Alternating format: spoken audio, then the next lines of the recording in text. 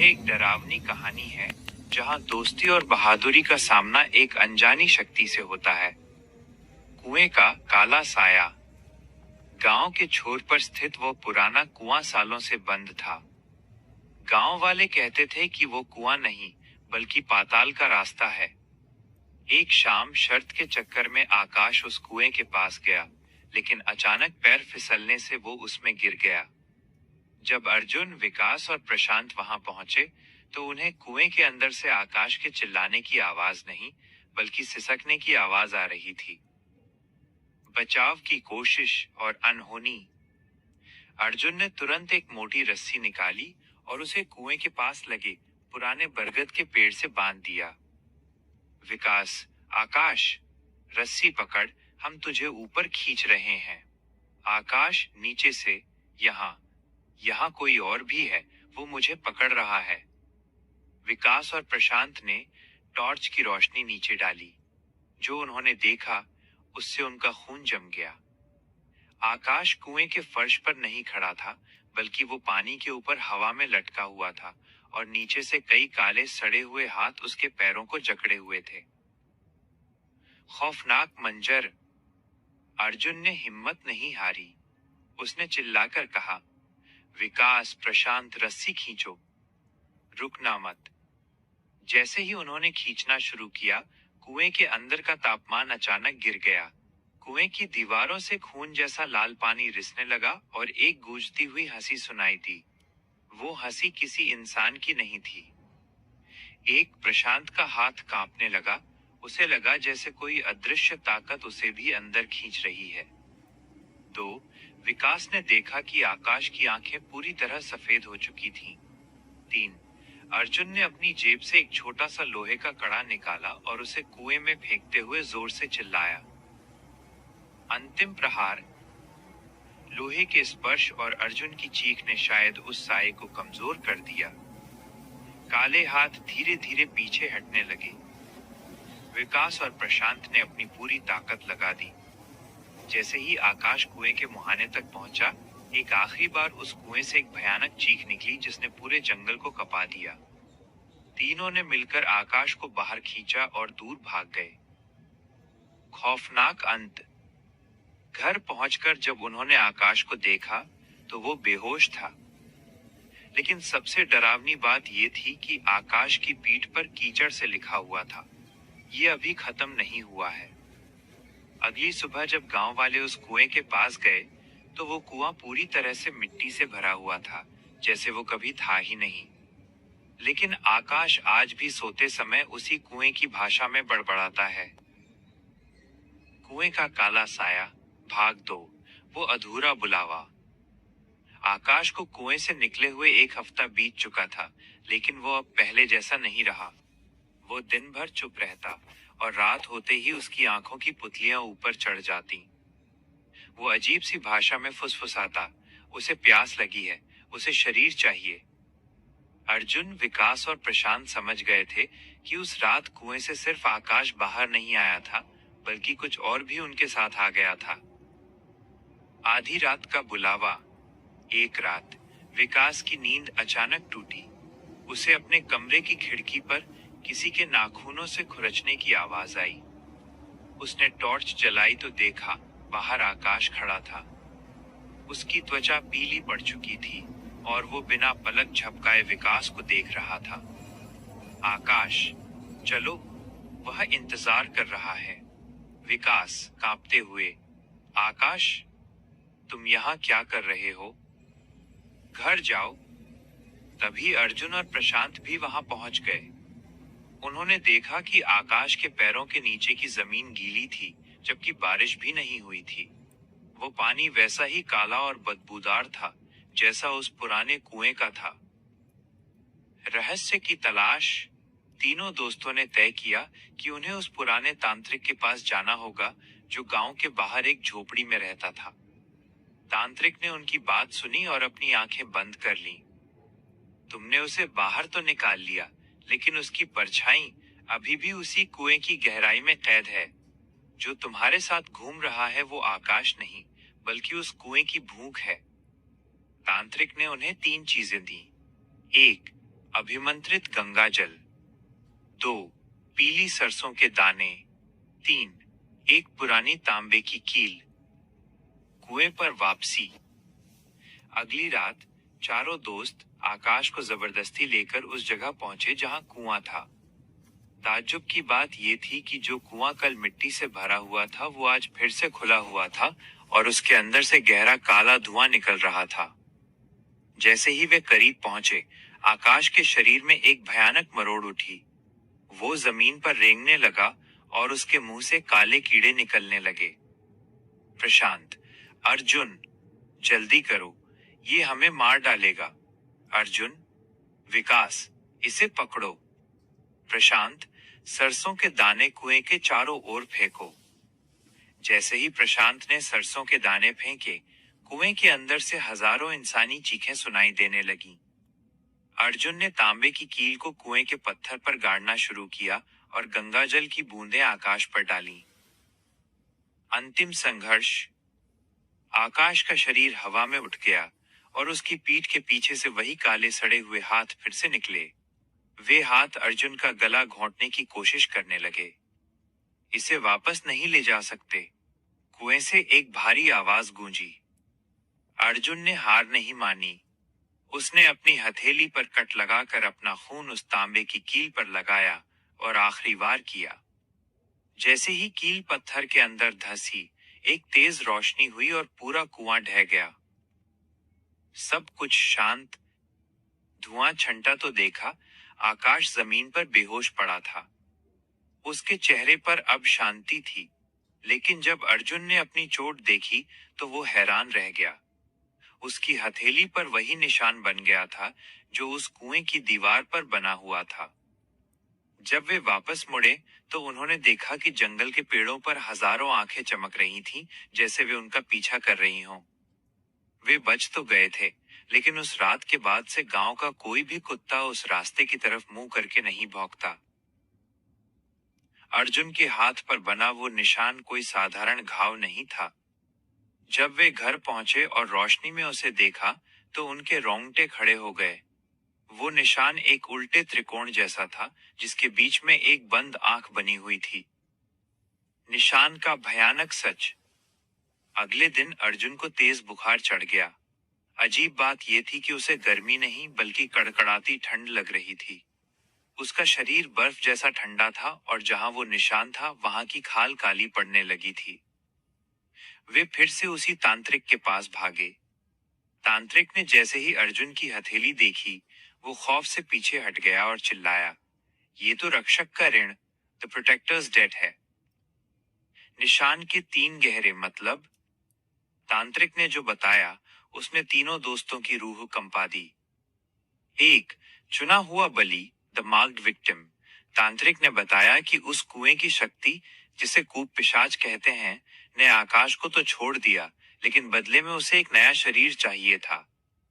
अर्जुन ने अपना खून देकर कील गाड़ी थी, इसलिए उस शक्ति ने अब अर्जुन को अपना अगला शिकार चुन लिया है। 2. कुएं का द्वार, द पोर्टल। वो निशान असल में एक चाबी है। वो बंद आंख ये संकेत देती है कि वो शक्ति सोई नहीं है, बल्कि अर्जुन के शरीर के जरिए बाहर की दुनिया को देख रही है। जहां जहां अर्जुन जाएगा, वो शक्ति उसके पीछे पीछे साए की तरह चलेगी। 3. अधूरा सौदा। उस कुएं की रूहों ने अर्जुन को एक निशान दिया है, जिसका मतलब है कि उसे एक तय समय के भीतर अगली अमावस्या तक किसी और को उस कुएं तक लाना होगा, वरना वो निशान उसके पूरे शरीर को पत्थर का बना देगा। एक डरावना मोड़। उस रात अर्जुन सो रहा था, तभी विकास और प्रशांत ने देखा कि अर्जुन की हथेली पर बनी वो आंख धीरे धीरे खुल रही थी। अर्जुन नींद में ही उठकर खड़ा हो गया और बिना पलक झपकाए दीवार की तरफ देखने लगा। दीवार पर अचानक पानी की बूंदों से एक नक्शा बनने लगा। वो नक्शा किसी और पुरानी जगह का था, जो गांव के कब्रिस्तान के नीचे दबी हुई थी। प्रशांत, अर्जुन तुम ठीक हो? अर्जुन एक भारी अजनबी आवाज में, मुझे प्यास लगी है, लेकिन पानी से नहीं, यादों से। तभी खिड़की के बाहर वही काली परछाइयां दिखने लगीं। वे अब आकाश के पीछे नहीं, बल्कि अर्जुन के पीछे थीं। वो निशान अब धीरे धीरे चमकने लगा था, जैसे वो किसी को पास बुला रहा हो। खतरे की घंटी। अब अर्जुन के पास सिर्फ 15 दिन थे। या तो उसे उस प्राचीन शक्ति को हमेशा के लिए खत्म करने का रास्ता खोजना था, या फिर खुद उस अंधेरे का हिस्सा बन जाना था। सबसे डरावनी बात यह थी कि अब आकाश को सब कुछ याद आने लगा था। उसे याद था कि कुएं के अंदर उसने क्या देखा था।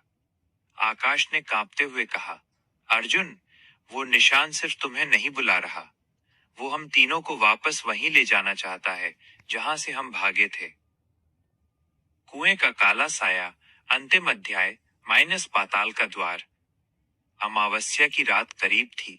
अर्जुन की हथेली पर बनी वो आंख अब पूरी तरह खुल चुकी थी। उसमें से एक मध्यम नीली रोशनी निकलती थी, जो केवल अंधेरे में दिखती थी। आकाश, विकास और प्रशांत जानते थे कि अगर उन्होंने आज रात कुछ नहीं किया तो अर्जुन हमेशा के लिए खो जाएगा। तांत्रिक के बताए अनुसार वे गांव के पुराने और वीरान कब्रिस्तान पहुंचे। वहां एक पुरानी दरार थी जो सीधे जमीन के नीचे जाती थी। कब्रिस्तान के नीचे का नरक। जैसे ही वे नीचे उतरे, उन्हें वही सड़ी हुई गंध आई जो कुएं के पास आती थी। टॉर्च की रोशनी में उन्होंने देखा कि वे एक विशाल गुफा में थे, जहां दीवारों पर हजारों इंसानी कंकाल जड़े हुए थे। विकास, ये तो कब्रिस्तान नहीं, ये तो उस कुएं का पिछला हिस्सा है।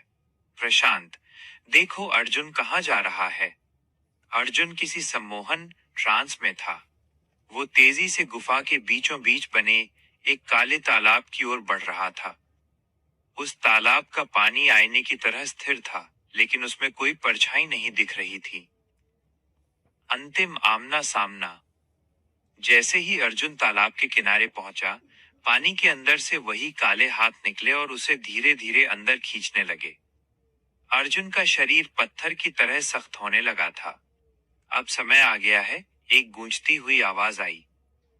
तभी आकाश को अपनी कैद के दिन याद आए। उसने चिल्लाकर कहा, विकास, प्रशांत, हमें इस चक्र को तोड़ना होगा। ये निशान खून से बना है और ये केवल त्याग से मिटेगा। एक, विकास ने तांत्रिक द्वारा दी गई अभिमंत्रित भस्म को तालाब के चारों ओर छिड़क दिया ताकि साए बाहर न निकल सकें। 2, प्रशांत ने अपनी कुल्हाड़ी से उस पुरानी तांबे की कील को, जो वे कुएं से लाए थे, जमीन के केंद्र में गाड़ दिया। 3, आकाश ने अर्जुन का हाथ पकड़ा और जोर से चिल्लाया, अर्जुन, वापस आओ। ये तुम्हारा शरीर है, उस साए का नहीं। श्राप की मुक्ति। अर्जुन की हथेली पर बनी आंख जोर से फड़कने लगी। वो दर्द से चीख पड़ा। तभी तालाब से एक विशाल, बिना चेहरे वाली छाया निकली और अर्जुन को पूरी तरह निगलने के लिए आगे बढ़ी। ठीक उसी पल अर्जुन ने अपनी चेतना वापस पाई। उसने अपनी उस निशान वाली हथेली को जोर से तांबे की कील के ऊपर रख दिया।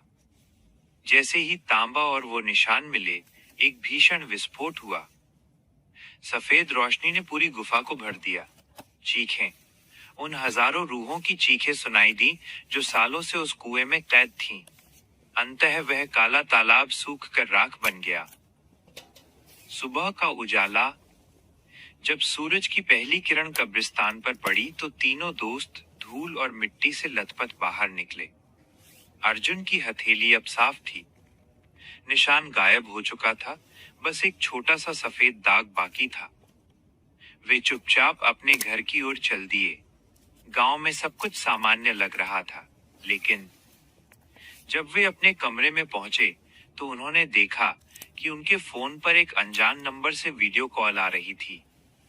जैसे ही विकास ने फोन उठाया, स्क्रीन पर वही पुराना कुआं दिख रहा था और नीचे लिखा था, शुक्रिया, तुमने मुझे आजाद कर दिया। अब मैं कहीं भी जा सकता हूँ। खिड़की के बाहर एक काली परछाई तेजी से सड़क पार कर गांव की ओर जा रही थी। वे समझ गए थे कि उन्होंने श्राप तो खत्म कर दिया, लेकिन उस शक्ति को पूरी दुनिया में फैलने के लिए आजाद कर दिया है।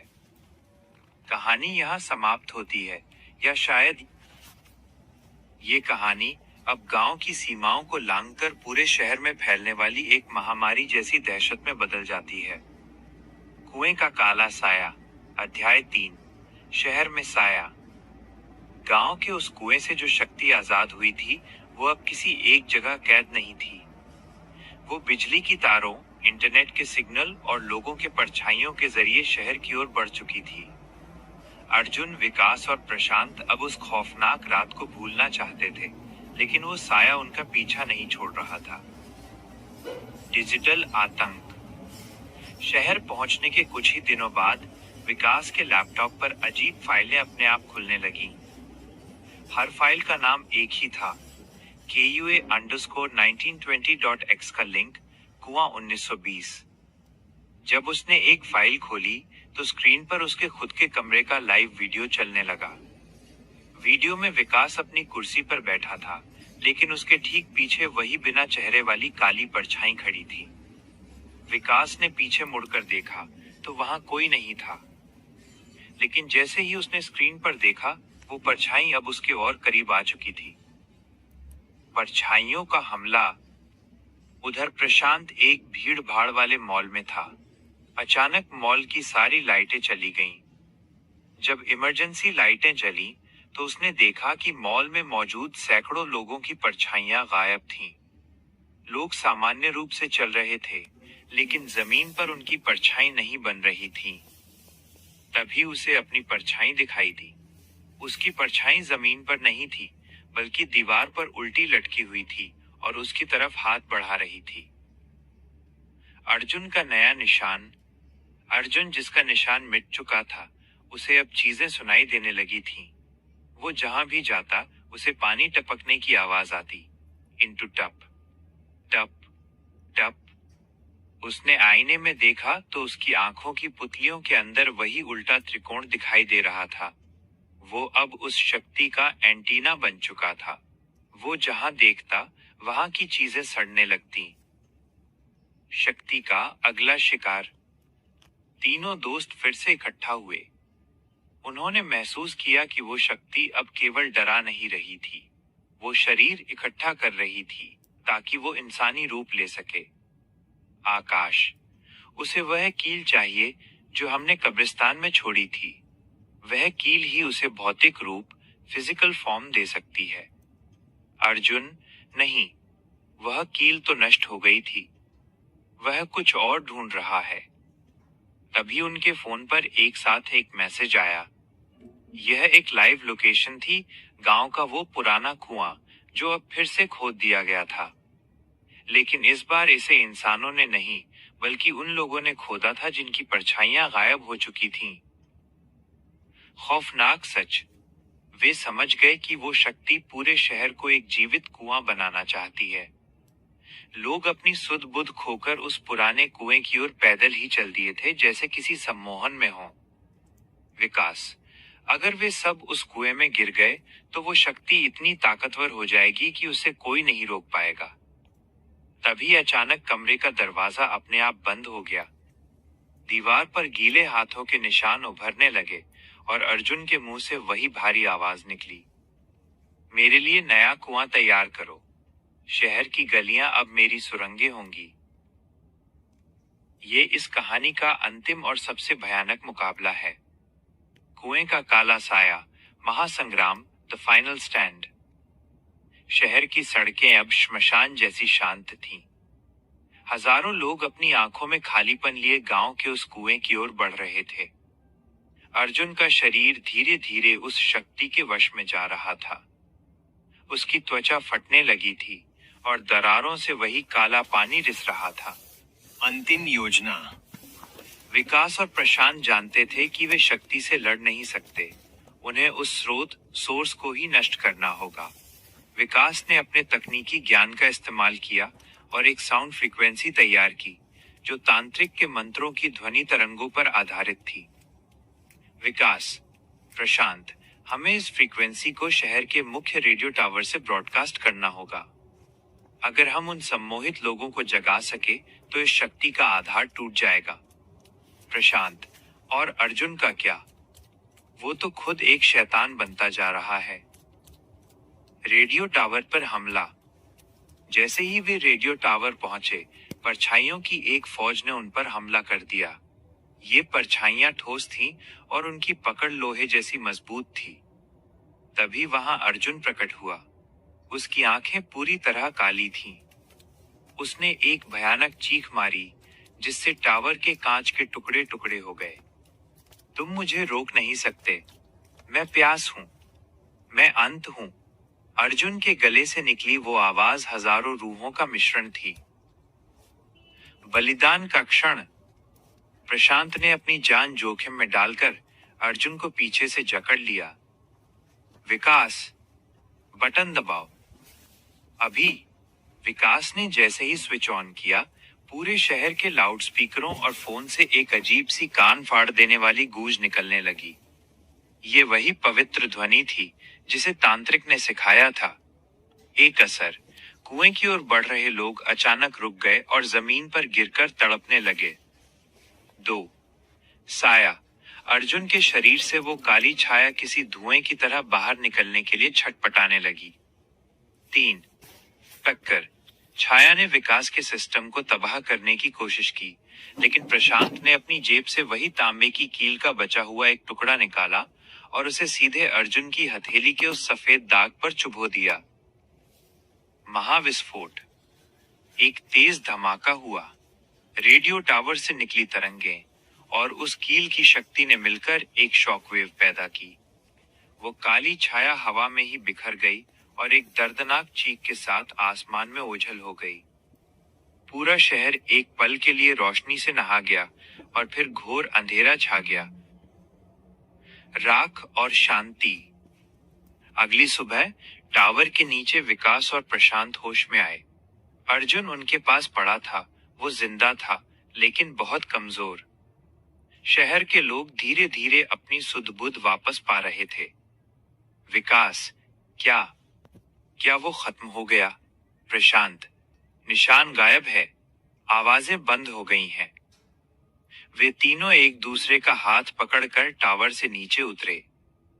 लेकिन तभी अर्जुन की नजर एक अखबार पर पड़ी जो जमीन पर उड़ रहा था। उस पर आज की तारीख नहीं, बल्कि 100 साल पुरानी तारीख लिखी थी। जब उन्होंने पीछे मुड़कर देखा, तो वो रेडियो टावर वहां था ही नहीं। वे तीनों उसी पुराने कुएं के मुहाने पर खड़े थे। शहर, लाइटें, टावर सब एक भ्रम था। वे कभी कुएं से बाहर आए ही नहीं थे। कुएं के अंदर से उनकी अपनी ही आवाजें सुनाई दे रही थीं। बचाओ, हमें ऊपर खींचो। कहानी का अंतः वे तीनों आज भी उसी कुएं के भ्रम में कैद हैं, और शहर में जो लोग उन्हें देख रहे हैं, वे असल में वे परछाइयां हैं जो उनकी जगह लेकर बाहर निकल चुकी हैं। यह कहानी का सबसे रोमांचक मोड़ है, भ्रम की परतों को तोड़कर असल दुनिया में वापसी। कुएं का काला साया, महामुक्ति, द ग्रैंड एस्केप। जैसे ही उन तीनों को एहसास हुआ कि वे अभी भी कुएं के अंदर ही हैं और बाहर की पूरी दुनिया बस उस शैतानी शक्ति द्वारा दिखाया गया एक माया जाल था, उनकी रूह कांप गई। ऊपर से आती अपनी ही चीखें सुनकर अर्जुन ने अपना सिर पकड़ लिया। नहीं, ये सच नहीं है। हम बाहर जा चुके थे। अर्जुन चिल्लाया। भ्रम की दीवार को तोड़ना। तभी आकाश को तांत्रिक की एक आखिरी बात याद आई। तारांकन, वो शक्ति तुम्हारे दिमाग से खेलती है। अगर तुमने उसकी सच्चाई को स्वीकार कर लिया तो तुम हमेशा के लिए उसके हो जाओगे। लेकिन अगर तुम दर्द महसूस करो तो समझो तुम अभी भी जिंदा हो। आकाश ने पत्थर उठाया और जोर से अपनी बाह पर दे मारा। खून निकलने लगा और उसे असह्य दर्द हुआ। जैसे ही उसे दर्द हुआ, उसके सामने का शहर वाला दृश्य धुंधला पड़ने लगा। आकाश, अर्जुन, विकास, खुद को चोट पहुंचाओ। ये सब झूठ है। हमें इस दर्द के सहारे हकीकत में वापस जाना होगा। हकीकत का कड़वा सच। तीनों ने मिलकर एक दूसरे को झकझोरा। जैसे जैसे उन्हें शारीरिक दर्द का एहसास हुआ, उनके आसपास का भ्रम टूटने लगा। रेडियो टावर गायब हो गया, शहर की रोशनी धुंधली हो गई और अचानक छपाक, वे तीनों ठंडे, बदबूदार पानी में गिरे। वे कुएं के बिल्कुल तल पर थे। ऊपर से चांद की हल्की रोशनी आ रही थी। वे कभी बाहर निकले ही नहीं थे। ऊपर वही बरगद का पेड़ और लटकती हुई रस्सी दिख रही थी। असली जंग। कुएं की दीवारों से वे काले हाथ फिर से निकलने लगे। इस बार वे और भी गुस्से में थे, क्योंकि उनका शिकार उनके जाल से निकल रहा था। 1 विकास, रस्सी पकड़ो। इस बार कोई जादू नहीं, बस अपनी ताकत का इस्तेमाल करो। 2 प्रशांत, वे हमारे पैर खींच रहे हैं। अर्जुन ने देखा कि कुएं के पानी के नीचे एक चमकती हुई पुरानी खोपड़ी रखी थी, जो उस पूरी शक्ति का केंद्र थी। उसने अपनी पूरी ताकत बटोरी और पानी के अंदर गोता लगाया। उस काली परछाई ने उसे रोकने की कोशिश की, लेकिन अर्जुन ने उस खोपड़ी को पकड़कर कुएं की पत्थर वाली दीवार पर जोर से दे मारा। अंतिम प्रहार और सूर्योदय। जैसे ही वो खोपड़ी टूटी, पूरे कुएं में एक नीली ज्वाला भड़क उठी। वो शक्ति जिसने उन्हें भ्रम में रखा था, राख होने लगी। ऊपर से गांव वालों की आवाजें सुनाई देने लगी। इस बार ये आवाजें असली थीं। अर्जुन, आकाश, क्या तुम नीचे हो? ये गांव के मुखिया और तांत्रिक की आवाज थी। तीनों ने अपनी आखिरी ताकत लगाकर रस्सी को पकड़ा।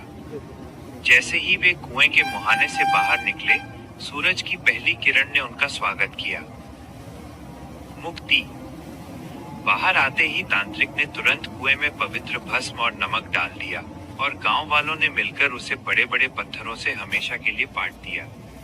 अर्जुन ने अपनी हथेली देखी, वो अब पूरी तरह साफ थी। विकास ने अपने हाथ छुए हुए असली थे, कोई परछाई नहीं। आकाश ने चैन की सांस ली। वे तीनों अब सच में बाहर थे। उस दिन के बाद उस जगह पर कभी घास भी नहीं उगी। गांव वालों ने वहां एक छोटा सा मंदिर बनवा दिया, ताकि वो शक्ति दोबारा कभी सिर न उठा सके।